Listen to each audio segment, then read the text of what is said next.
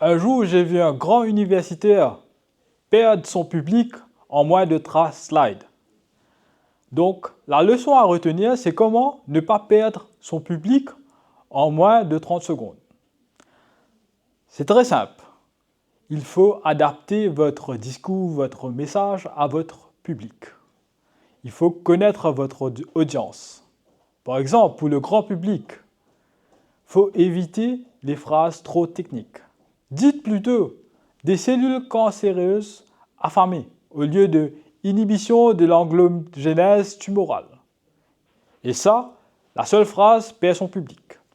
Utilisez des métaphores. Un ADN déroulé fera 2 mètres de long, soit la taille de Thibaut Courtois du Real Madrid. Il faut parler à son audience. Il faut que l'audience comprenne. Pour les décideurs, commencez par les bénéfices concrets. Cette technique réduit les coûts hospitaliers de 30%. Ça parle aux décideurs. Utilisez des graphiques. Une courbe avant, une courbe après vaut mieux que des tableaux avec des chiffres. Le visuel, ça vend. Et pour les PA, il faut être clair et structurer le dialogue de façon à ce qu'on se fasse comprendre. Il faut, par exemple, si vous avez un papier à présenter, présenter les 3 innovations dans cet article. En ordre de 1, telle innovation, 2, telle innovation et 3, telle innovation. Mais là aussi, vous allez peut-être tomber dans le piège de vos pairs de pourquoi est-ce que vous n'avez pas utilisé telle méthode ou telle méthode.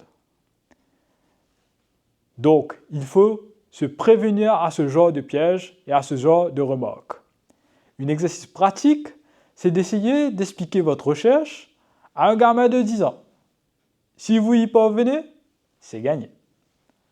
Pour revenir à Thomas, Thomas présente ses résultats, mais son public s'endort au bout de 3 slides. La règle de 10, 20, 30. 10 slides au max dans votre présentation. 20 minutes de parole. 30 points de police de caractère au minimum. Il est important de raconter une histoire. Il est important de faire du storytelling. Commencez par, saviez-vous qu'une simple algue pourrait révolutionner l'agriculture? Dans le prochain épisode, nous allons parler des financements et valorisation de recherche.